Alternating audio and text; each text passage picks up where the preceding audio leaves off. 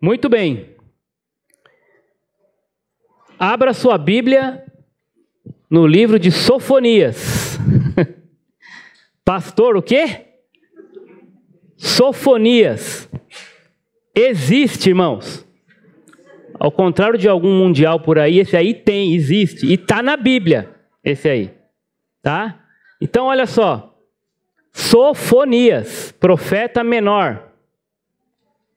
Quem tem no celular, agora é fácil, né? Quero ver ali no livro. Pega ali o Salmo, e aí começa, né? Provérbios, Eclesiastes, Cantares, Isaías, Jeremias, Lamentações, Ezequiel, Daniel, Oséias, Joel, Amós, Obadias, Jonas, Miqueias, Naum, Abacuque, Sofonias. Muito bem. Vamos estudar esse livro nos próximos 3 domingos. Hoje o primeiro capítulo, tá bom? Pode projetar para a gente aí. 8 ou 80, é interessante essa proposta. O que nós queremos transmitir com isso, a ideia de que nós temos um Deus de infinita misericórdia. A Bíblia fala que Ele tem um prazer muito maior na misericórdia do que na ira, no castigo. Mas nós não podemos esquecer que o nosso Deus é santo e justo. E que com Ele não se brinca. Ele tem o controle de tudo e de todos na palma de suas mãos. Deus não está preso ao tempo. Ele é soberano. Ele sabe o começo, o meio e o fim. Não só sabe, como administra isso. Nada foge do seu controle. Nada é por um acaso. E livros como este do profeta Sofonias, entre outros, servem para nos mostrar que quando Deus se ira, não há quem resista. Quando Deus decide disciplinar, ninguém escapa, ninguém pode se esconder. Sofonias é o profeta que mais vai falar do termo o dia do Senhor. E esse dia tem um paralelo na Bíblia como um todo, descrevendo o julgamento de Deus, a começar pelos os de casa, o seu povo, mas se estendendo para todo o mundo ímpio e corrompido.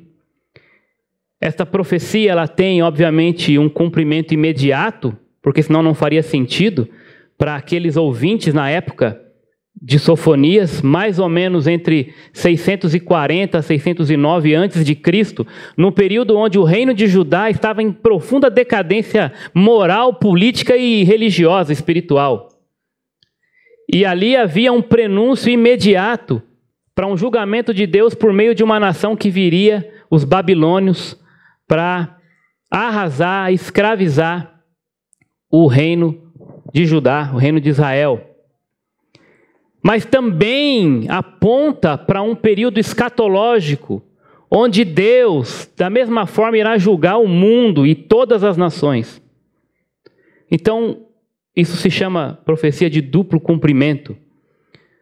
Nós temos que entender que Deus faz isso, entre esses dois extremos, ou entre essas duas pontas, da justiça de Deus e sua ira, e a sua infinita misericórdia, está o seu amor. Deus, Ele está à disciplina, Está à disciplina. Entre a ira e a misericórdia e o amor está a disciplina. Por quê? Se você é pai, você sabe disso. Se você é mãe, você sabe disso. Porque eu não posso dizer que amo o meu filho e entender com isso que eu devo deixar ele fazer tudo o que ele quiser. Nós sabemos que não é assim. Porque se for assim, ele vai morrer. Se nós não colocarmos regras, se nós não colocarmos limites, se nós não estabelecemos padrões de conduta e cobrarmos isso, eles se perderão. Porque eles são inclinados para aquilo que é mal. A natureza do ser humano é essa. E como bons pais, é necessário haver disciplina. Porque a disciplina, ela conecta esse lado da nossa ira esse lado, né, daquilo que nós não gostamos de ver, que sai desse padrão, para o próprio bem da pessoa. Mas se também nós refletimos o caráter de Deus, nós vamos mostrar muito mais prazer na bondade, no amor e na misericórdia do que na ira, no castigo. Mas Deus disciplina a quem Ele ama. Então o recado de Sofonias desde o começo é: basta. Deus está dizendo, basta. Deus vai tratar com vocês ímpios, pecadores, vai começar com o seu povo, um povo que se prostituiu, um povo que seguiu outros deuses, um povo que se entregou à injustiça.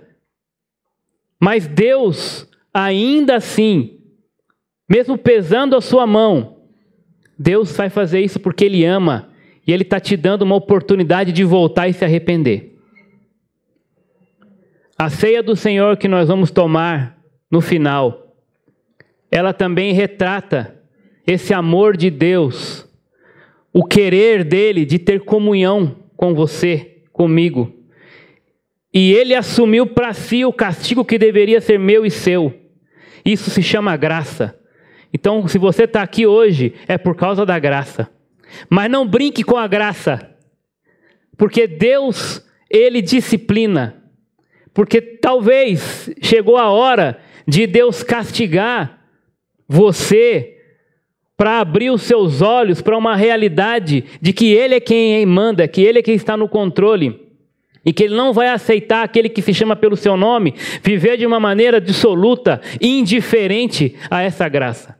Porque Ele chamou você para ser luz e testemunho para todos que estiverem ao seu redor. Então olhe para Sofonias, vendo sim aquele momento trágico que aconteceu real, mas traz isso para a sua vida. E como está a sua conduta como cristão. O Deus de Sofonias continua sendo o Deus do Horto do Ipê. Infinita misericórdia, prazer em amar, mas um Deus também que não retarda a sua justiça, a sua ira, não recolhe a sua mão por causa do zelo que Ele tem ao seu próprio nome. Vamos então olhar alguns aspectos da introdução. Para onde que eu aponto hoje? Ou não está funcionando, ou aí. Pensando aqui um pouquinho sobre por que esses livros, esse conjunto de 12 livros, chamam-se os profetas menores, né?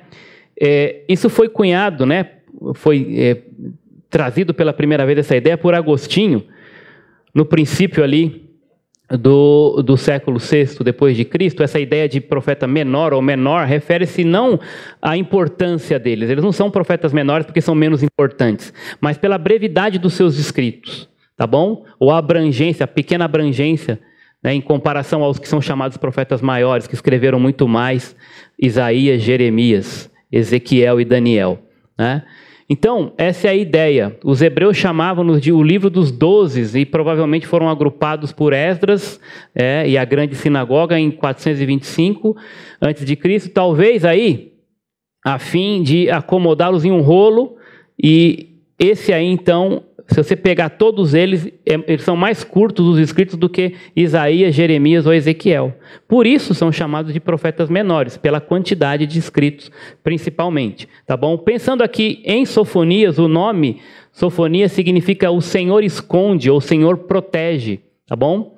E essa ideia da proteção, da justiça, do dia do Senhor que está narrado no livro todo, mas especialmente nesses textos aí, 2:3 e 3:8 a 12. Nosso foco hoje é no capítulo 1, semana que vem o 2 e terminando daqui a 15 dias o capítulo 3 e o livro. Tá bom? É interessante porque se nós olharmos ali, já logo no comecinho, o profeta ele vai ser identificado, logo no primeiro versículo, como o trineto de Ezequias. Isso é peculiar entre os outros profetas que se identificam como filho de e pronto. Ele não, ele vem colocando 4 gerações. Nós vamos ver isso aí nos primeiros versículos.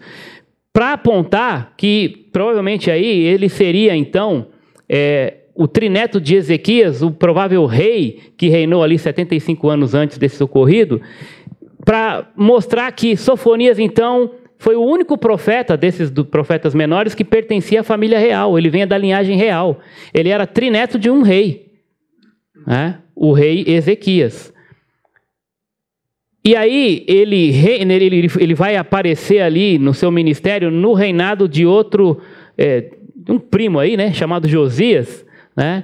Então, ele era esse primo distante de Josias e ele tinha aí um acesso provavelmente então à corte e conhecia bem o clima religioso em toda a cidade de Jerusalém.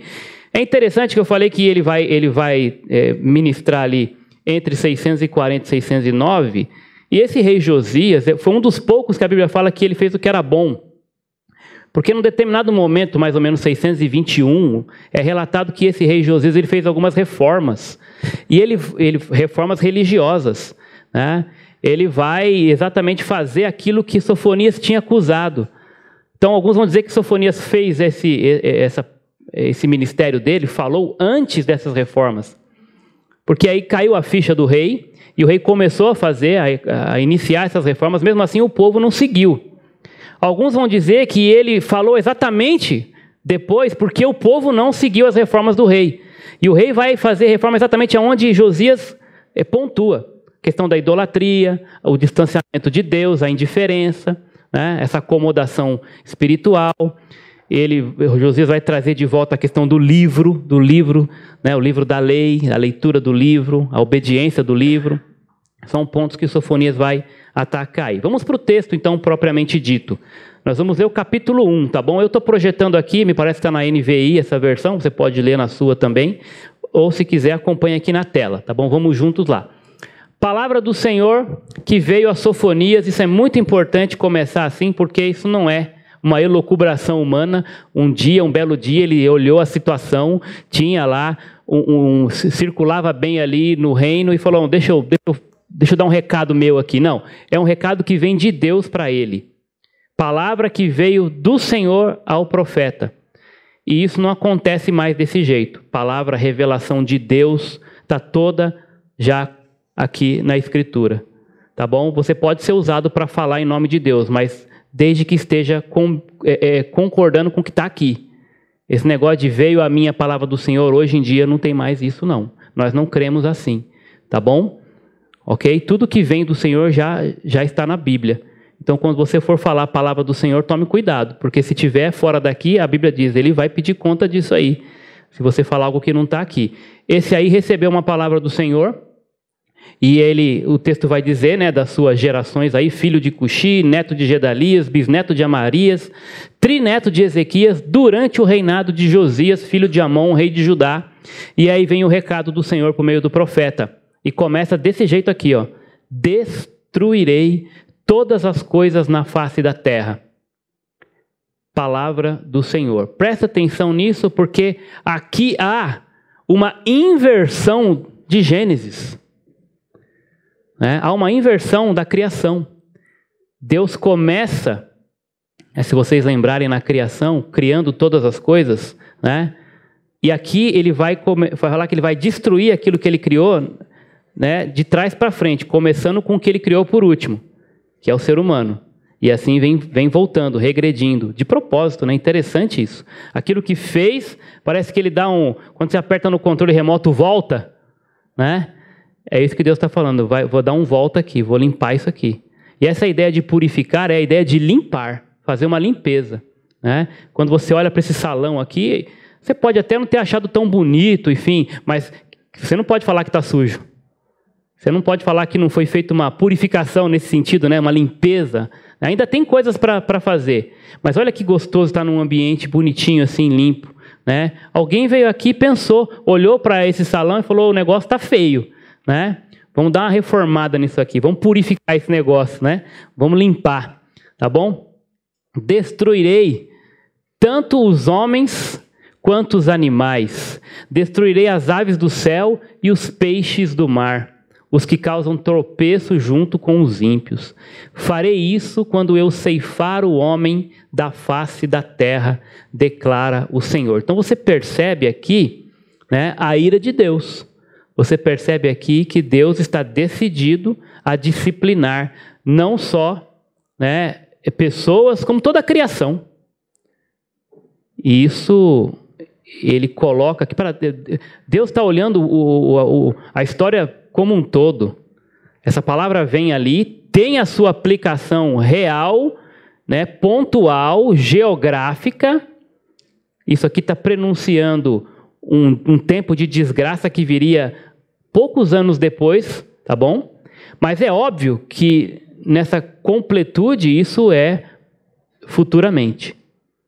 A ira de Deus sobre a humanidade perdida, corrompida, tá bom? Até novos céus e nova terra serão refeitos. Acontecerão, né, obviamente. Muito bem. Continuando o texto aqui. Estenderei a mão contra Judá. Agora ele vai mirar o foco aqui no seu povo. E contra todos os habitantes de Jerusalém. Eliminarei deste lugar o remanescente de Baal, os nomes dos oficiantes idólatras e dos sacerdotes. Aqueles que no alto dos terraços adoram o exército de estrelas, que se prostram, jurando pelo Senhor e também por Moloque. Aqueles que se desviam de seguir o Senhor, não o buscam nem o consultam. Calem-se diante do soberano Senhor, pois o dia do Senhor está próximo. O Senhor preparou um sacrifício, consagrou os seus convidados. No dia do sacrifício do Senhor, castigarei os líderes e os filhos do rei e todos os que estão vestidos com roupas estrangeiras. Naquele dia, castigarei todos os que evitam pisar na soleira dos ídolos, que enchem o templo de seus deuses com violência e engano. Naquele dia, declara o Senhor, haverá gritos perto da porta dos peixes, lamento no novo distrito e estrondo nas colinas. Lamentem, vocês que moram na cidade baixa, todos os seus comerciantes serão completamente destruídos, todos os que negociam com prata serão arruinados. Nessa época vasculharei Jerusalém com lamparinas e castigarei os que são complacentes, que são como vinho envelhecido, deixado com os seus resíduos que pensam: o Senhor nada fará, nem bem, nem mal. A riqueza deles será saqueada, suas casas serão demolidas. Embora construam novas casas, nelas não morarão. Plantarão vinhas, mas não beberão vinho.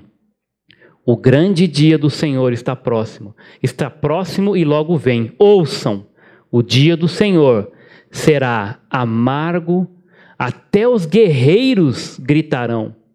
Aquele dia será um dia de ira, dia de aflição e angústia, dia de sofrimento e ruína, dia de trevas e escuridão, dia de nuvens e negridão, dia de toques de trombeta e gritos de guerra contra as cidades fortificadas e contra as torres elevadas.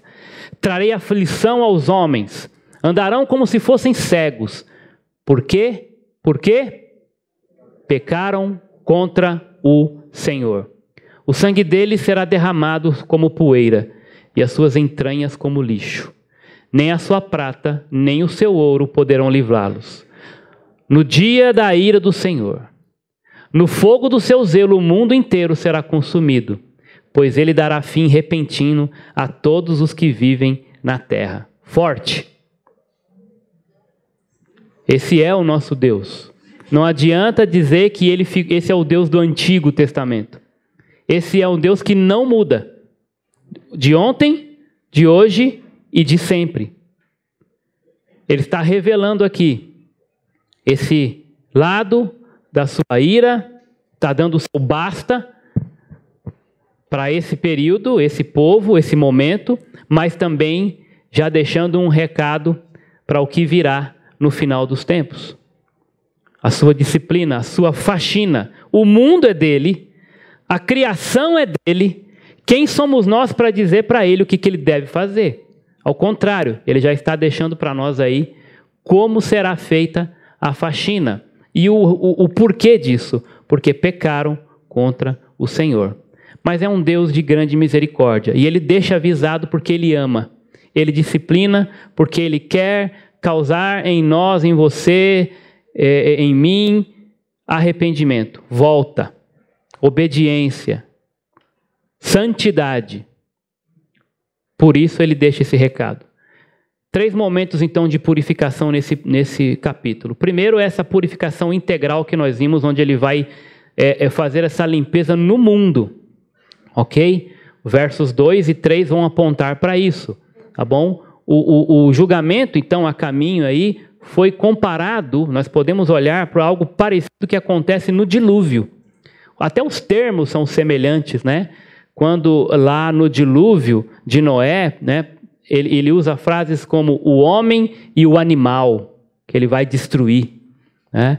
E também as aves do céu. A única diferença ali com o dilúvio, ele não cita os peixes, né? Aqui até os peixinhos, tadinho. Até os peixinhos estão entrando, né? Mas nós sabemos que no dilúvio peixes também morreram, tá bom? Porque se você não sabe, mas água, pastor, como é que o peixe vai morrer se foi só água?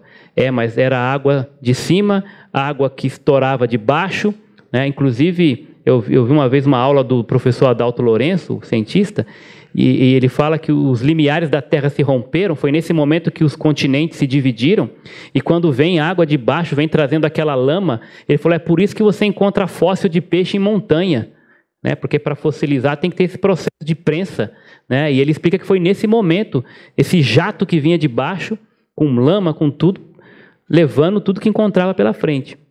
Tá? Então você vê que a catástrofe foi de grandes proporções.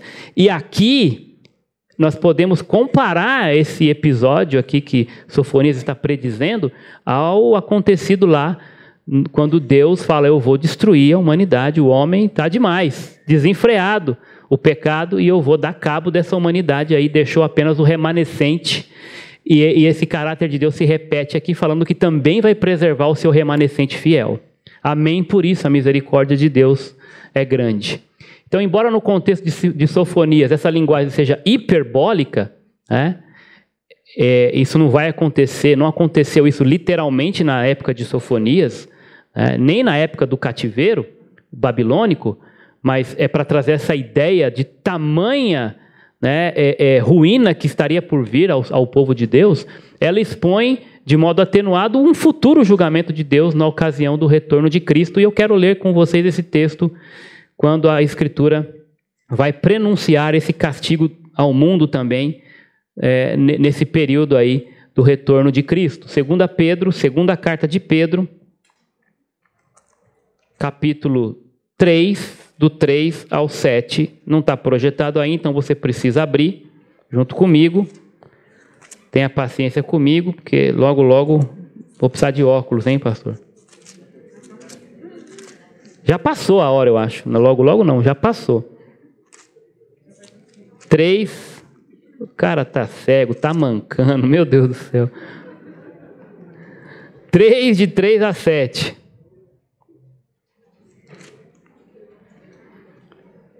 Sabei, antes de tudo, que nos últimos dias virão zombadores com sua zombaria, andando de acordo com seus próprios desejos e dizendo, onde está a promessa da sua vinda? Porque desde que os pais, nossos pais, né, morreram, todas as coisas permaneceram como desde o princípio da criação. Pois, de propósito, ignoram que desde a antiguidade, pela palavra de Deus, existiram os céus e a terra, e esta foi tirada da água e através da água. Foi pelas águas que o mundo daquela época foi destruído pelo dilúvio. Mas pela mesma palavra, os céus e a terra de agora têm sido guardados para o fogo, reservados para o dia do juízo e da destruição dos homens ímpios. Então você percebe aqui uma conexão, uma coerência, né, dessa profecia apontando, né, para esse tempo final. Muito bem, voltamos aqui para o segundo ponto da purificação. Agora ele vai voltar o foco para Israel. E aqui a grande parcela desse capítulo está no trato com o povo de Deus. Não é por um acaso, né? É o povo que Deus escolheu, é o povo que Deus ama. Isso tem reflexos para o que ele chama de seu povo hoje. Eu, você, a igreja de Jesus Cristo, o seu corpo. E a disciplina começa aqui. Nós somos chamados para ser luz. Claro que toda a humanidade será punida, mas Deus vai cobrar com um peso diferenciado para aqueles que o conhecem, para aqueles que conhecem a sua revelação.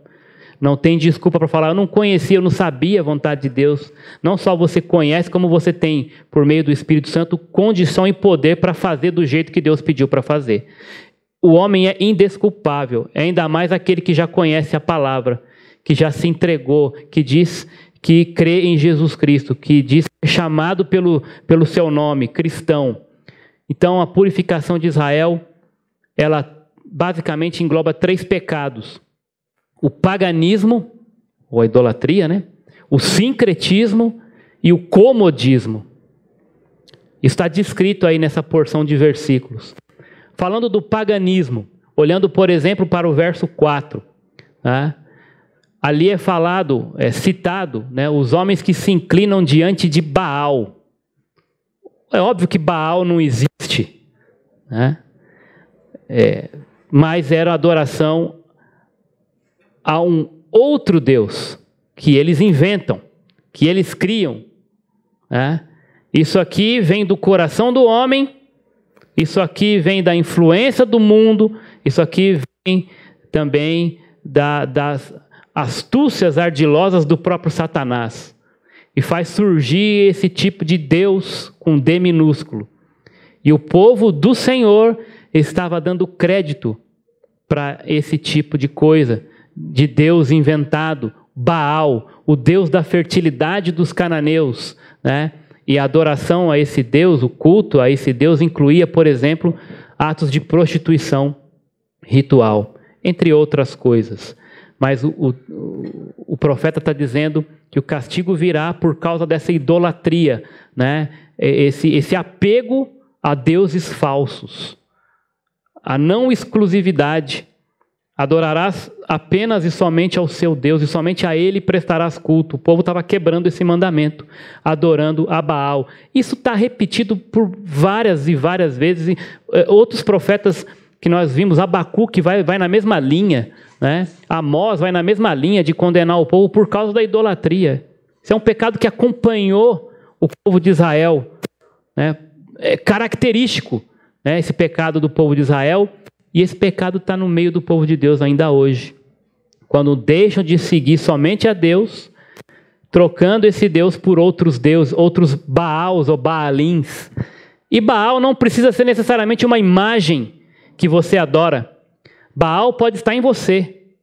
Baal pode ser o seu ego. Baal pode ser a sua família. Baal pode ser os recursos materiais que você tem, o seu dinheiro.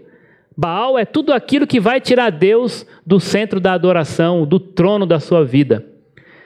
O verso 8, Sofonias vai atacar ali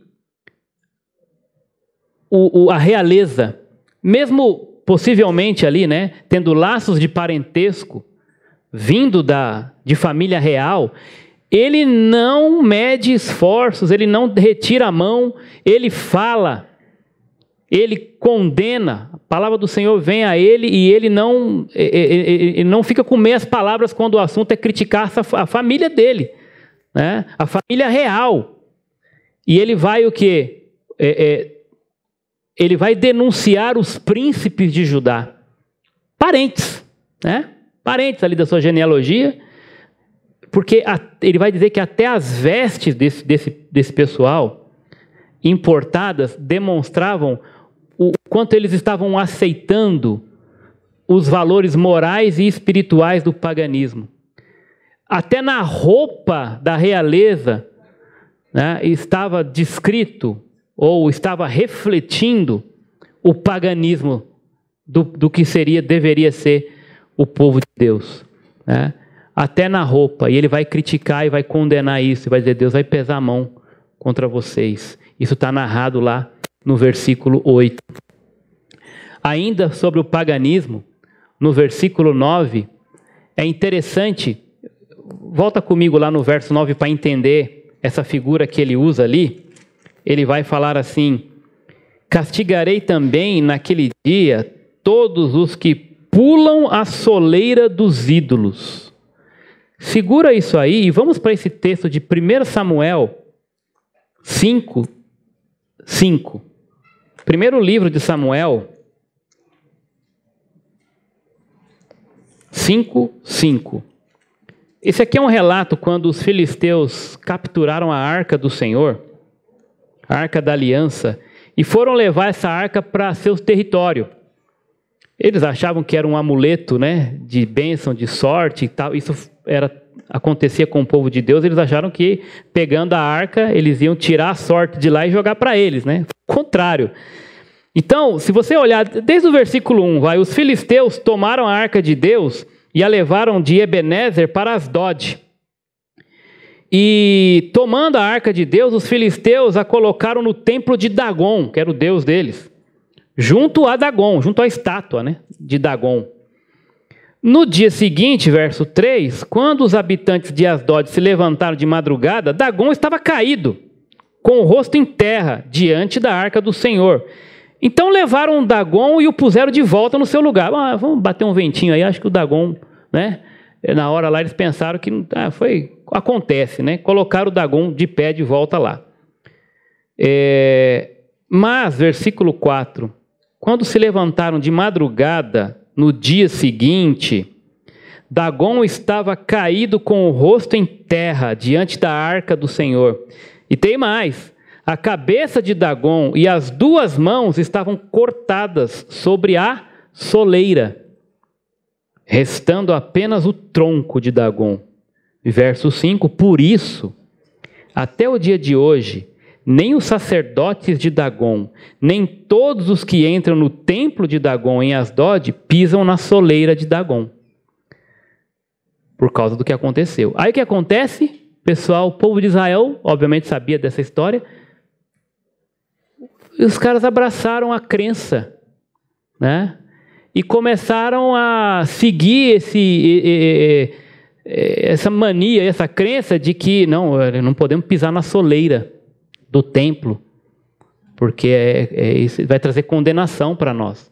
Então, provavelmente aqui está uma referência de que os israelitas passaram a imitar os filisteus e participar dessas práticas idólatras que eles tinham, trazendo para dentro do seu culto as práticas de culto dos filisteus, né? Ou as crenças, essas manias, né? Esse negócio de que bate na madeira, ou coisa do tipo, trazendo essas crendices para dentro da cultura, né, bíblica, da cultura cristã. Quantos de nós hoje não temos essas manias?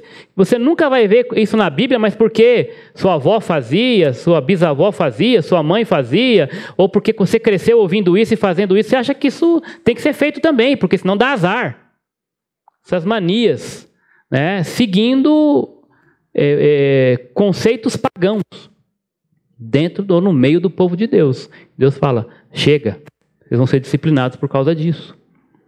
Versículo 11 aparece aí, em algumas versões não, mas em outras, esse termo aí, Mactés, versículo 11, os moradores de Mactés, ou das partes baixas, né, das regiões baixas em outras versões, Mactés aí significa pilão, e talvez aí uma figura de linguagem, essa ideia, né, ilustrativa de que o massacre do povo seria semelhante ao ato de socar os grãos de trigo num pilão, porque ele continua dizendo que todo o povo de Canaã está arruinado, todos os que compram com prata serão destruídos.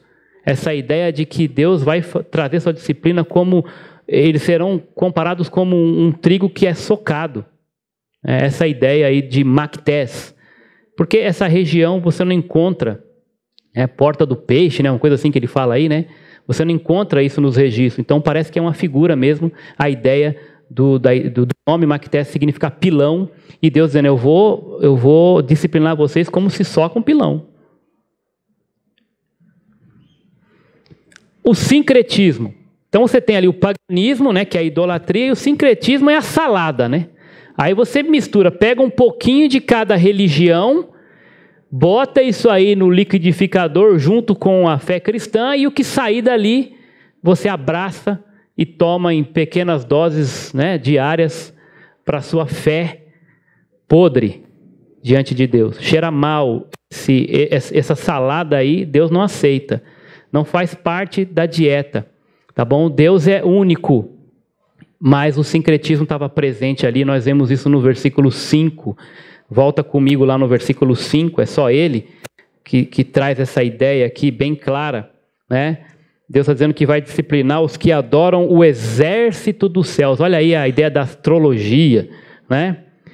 E ele diz assim, sobre os telhados e os adoradores que juram pelo Senhor e também por Milcom ou Moloque, né? Então aí você tem uma misturança total aí, né? Culto a Deus, culto aos astros, culto a outros deuses pagãos, astrologia e adoração dos corpos celestiais, conforme praticado pelos assírios e babilônios, eram comuns entre os idólatras de Judá. Nós não vamos ter tempo para ler todas as referências.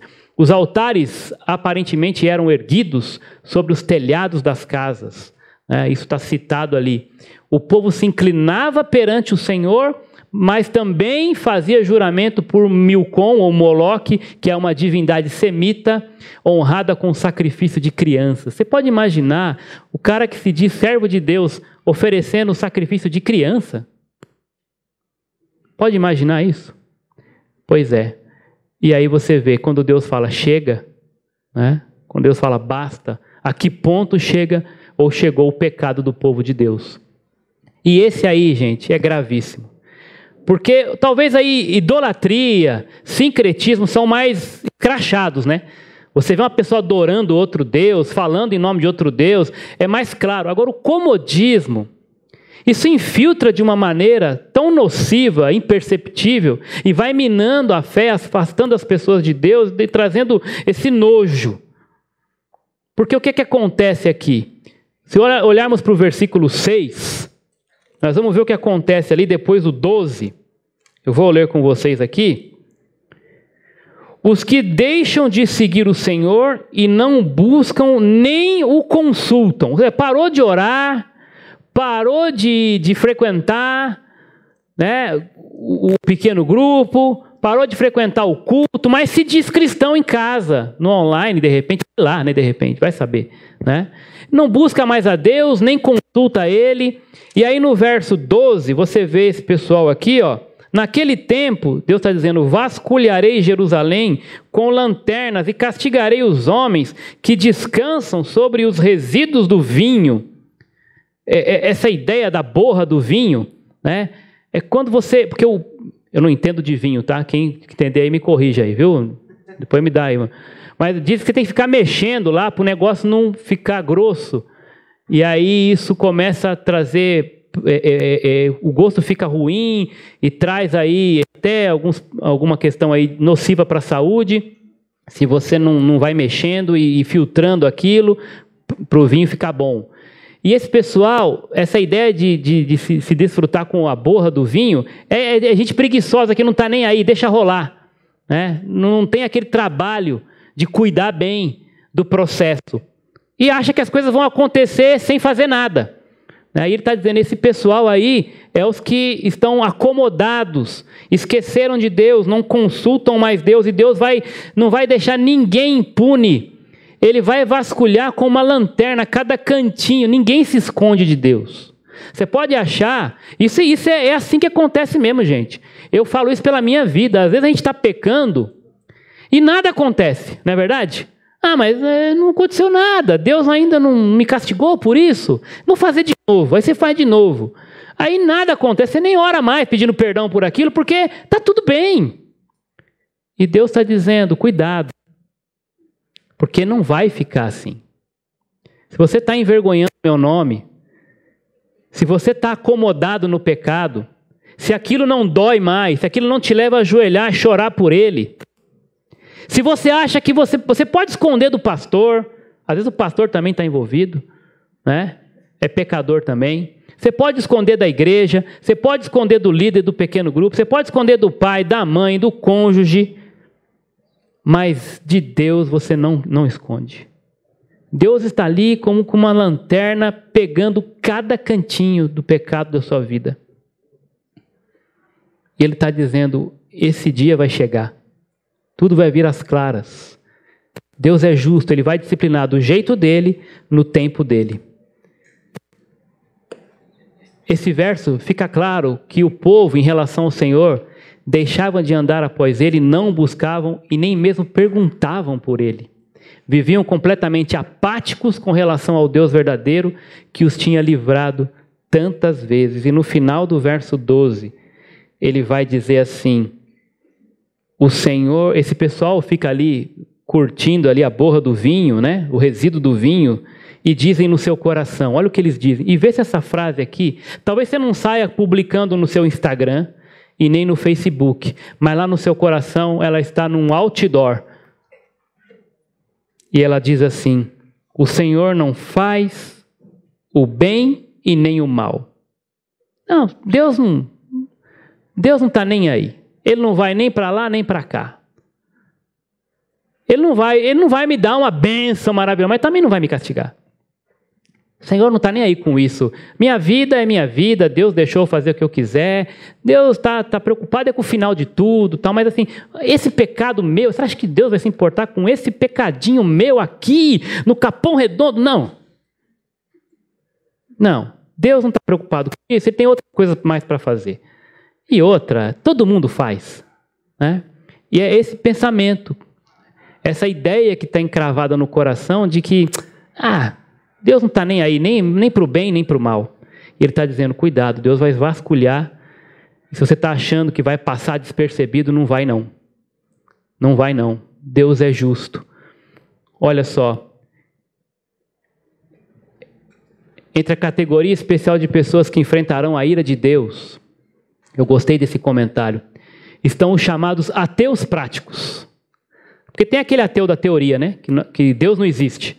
Não acredita que Deus existe. Mas tem esse aqui que é o prático. Ele acredita que Deus existe. Só que ele não procura ajuda de Deus. Na prática, ele é ateu. Deus não faz diferença na vida dele. Ele não busca Deus, não ora a Deus, não participa do ambiente do povo de Deus. Mas ele diz que crê em Deus. Ele diz que é crente. Mas na prática ele é ateu. Deus não faz diferença na vida dele. Eles não procuram a sua ajuda, nem querem obedecer às suas leis. Deus promete procurá-los usando uma lâmpada, porque eles se tornaram complacentes em seus pecados. Eles têm o conhecimento a respeito de Deus, mas declaram que o Senhor não vai fazer nada, não vai salvar e nem vai castigar. Chegou nesse ponto já parece que esfriou a tal ponto de congelar o coração. Apagou o espírito. E aí eu deixo um alerta para vocês. E para mim também. Será possível que as bênçãos da prosperidade financeira, elas tenham tornado você, eu, enfim, complacentes? As coisas estão indo tão bem na sua vida, seja financeiramente, seja na saúde, que quando está tudo bem, Deus não importa. Não lembra às vezes nem de agradecer. Está tudo bem. Todo mundo tem saúde. Estou com dinheiro, não estou desempregado. Tá tudo, o clima está gostoso. Estou pecando e nada está acontecendo. Ninguém está sabendo. Será que o engano do pecado te deixou confortável? Pois embora não negue a existência de Deus, você praticamente o ignora? Vir à igreja não significa muita coisa não. Estar aqui nesse salão hoje não significa muita coisa não, em relação à vida cristã. Você pode estar entrando e saindo daqui domingo após domingo e estar ignorando a Deus. Talvez fazendo isso de maneira mecânica, né? Como um ritual. Será que você confundiu a longanimidade de Deus com a inércia da parte dele? Com Deus não se brinca. Mas ele não fez nada, eu estou pecando e nada. Longanimidade de Deus, não confunda com inércia. Deus está vivo e ativo. O coração do rei está nas mãos do Senhor. Ele esquadrinha cada canto da nossa vida. Ele não inocenta o culpado. Ele é muito misericordioso, mas ele também é santo, justo e verdadeiro. E ele disciplina, mas ele disciplina porque ele ama. Tome cuidado com isso. Será? Sofonias está convidando você a acordar. Deus está a caminho para destruir todos os que permanecem indiferentes e desobedientes. E para terminar os 2 últimos versículos, ele vai fazer uma purificação geral de todos os ímpios na terra. Novamente, aí surge de novo no versículo 14 a expressão dia do Senhor, mas agora ela vem acompanhada de um adjetivo, o grande dia do Senhor. Indica que o castigo punitivo era iminente e devastador. Esse juízo cairá sobre todas as classes, desde os poderosos até os mais pobres e humildes. A trombeta irá soar no dia do Senhor, indicando o início da batalha. Angústia, desolação, indignação, descreve com cores vivas o julgamento do Senhor. Muitos reis usavam de suborno para conseguir se livrar do ataque de nações invasoras. Isso, qualquer semelhança é mera coincidência. Usar de seu poder, de seu prestígio, de recursos, para conchavos, para alianças promíscuas, de lideranças, de governos, partidos, para tentar levar vantagem. E ele está dizendo, nesse dia, essa prática não vai ter mais resultado. Toda a humanidade, todas as nações. Quando a Babilônia chegou, não foi só Israel que foi punido. Todos aqueles povos que estavam ao redor foram massacrados também. E era um prenúncio do que um dia haverá de vir para toda a humanidade. Se você é povo de Deus, cuide disso. Lembra de uma coisa. Todo mundo vai encontrar com Ele. Todo mundo vai encontrar com Ele. Seja bom, seja ruim, brasileiro, argentino. Todo mundo. Não tem cor, não tem raça. Todos vão chegar diante dEle. Porém, alguns vão ouvir, entra na alegria do teu Senhor. Mas outros vão ouvir, nunca te conheci. Apartai-vos de mim. Esse dia vai chegar. Eu não sei qual é esse dia em termos de calendário para você. Pode ser hoje. Pode ser amanhã. Pode demorar um pouco mais. Mas todos vão chegar. Todos os caminhos levam a Deus. Levam. De fato. Levam sim. Mas só tem um caminho que garante a eternidade com Ele. E ele está descrito ali naquela mesa. Aceitar o sacrifício que Jesus já fez. Esse povo fazia um monte de sacrifício. Mas Deus não quer esse tipo de sacrifício. Deus não quer essa adoração dividida. As obras humanas não levam para o céu. A única obra que leva já foi feita de uma vez por todas. O Cordeiro de Deus que tira o pecado do mundo se entregou por nós, derramou o seu sangue para nos salvar. E isso foi um alto preço. Quando você olha para a mesa e vê ali o suco e vê ali o pão, você tem que lembrar que Deus se entregou, morreu por você. Grande sacrifício, necessário, sim, mas valoroso. Você não pode brincar com isso. No contexto da igreja, a Escritura diz, coma do pão e beba do cálice de maneira digna. Quem comer sem discernir o corpo, o que é isso? O corpo de Cristo é a igreja. Se você diz ser igreja, mas não está em comunhão com a igreja, com o corpo de Cristo, não está conectado com esse povo, não está unido com esse corpo, não adianta tomar a ceia, porque vai vir castigo sobre você. Se você não conversa com alguém, tem birra com outro, não está contribuindo, não está usando os seus dons, não está servindo o corpo, não está sendo luz, não está sendo sal, você vai tomar indignamente. Agora, então, vou deixar passar hoje porque eu não estou bem. O que você está querendo dizer com isso? Olha o comodismo aí de novo. Vai deixar passar? Arrepende-se. Confessa.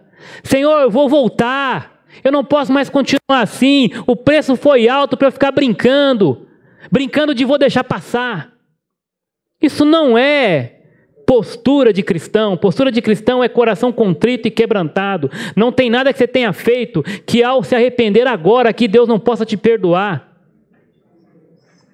Então chega de idolatria, chega de sincretismo e chega de comodismo. Adore o Senhor. Se você é um cristão, arrependa-se, volta para Ele. Nós vamos celebrar a ceia agora e nós vamos deixar um tempinho para você se examinar. E se você ainda não entregou sua vida para o Senhor, lembra, hoje é o dia. Deus ofereceu esse sacrifício por você. Ele não quer que você pereça, mas só tem um jeito: aceitando a obra que Ele já fez por você, entregando-se a Ele, rendendo-se a Ele, adorando somente a Ele. Chega de confiar em si mesmo, chega de confiar nas circunstâncias, nos recursos do seu próprio braço, do seu próprio intelecto, ou em qualquer outra conversa que não seja o Evangelho. Hoje é o dia. Então nós vamos dar um tempinho para você agora, baixar sua cabeça, fechar os seus olhos, concentrar-se em Deus. Não importa a sua idade, desde que você entenda isso que eu acabei de falar. O Evangelho é para você, a salvação é para você. Se você já crê em Jesus, talvez esteja envolvido com algum tipo desses pecados que o povo de Israel estava sendo passivo aí de condenação, de disciplina. Arrependa-se agora, assim coma do pão e beba do cálice. Um minutinho para você se autoavaliar. Não tem nada que você tenha cometido que Deus não possa te perdoar agora. Concentre-se nisso. Ore aí, você e Deus. Deixa Deus falar com você. Não pensa no outro, quem está do teu lado, atrás, na frente, em casa. Agora é você e Deus, sua vida. Sua vida. Deus morreu por você. Todos vão se encontrar com Deus. Você vai, eu não sei que dia. A pergunta é: quando você chegar diante dele, o que você vai ouvir dele? Entra na alegria do teu Senhor, ou afaste-te de mim, nunca te conheci.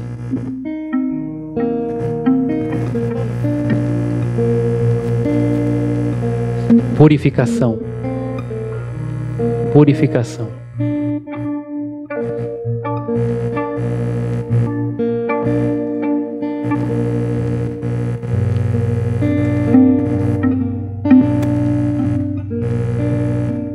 Agradecemos ao Senhor, Pai, por tão grande sacrifício. O alto preço que foi pago naquela cruz, e só poderia ser o Senhor. O Senhor é bom, muito misericordioso e amoroso. Mas esse alto preço exige santidade, compromisso exclusivo com o Senhor, entrega total, abnegação. Longe de nós toda idolatria, sincretismo e comodismo. O preço foi alto. O Senhor é justo. O Senhor também é um Deus que se ira. E que ninguém aqui espere chegar esse dia do chicote para depois se arrepender, que aí talvez não tenha mais tempo. Que seja hoje, Pai. Que esse exame hoje sirva para trazer santidade e honrar o preço que o Senhor pagou naquela cruz. Tenha misericórdia de nós. Muito obrigado pela Tua palavra de alerta, que nos faz lembrar o Teu caráter, nos faz lembrar da Tua santidade, do zelo que o Senhor tem pelo Seu próprio nome.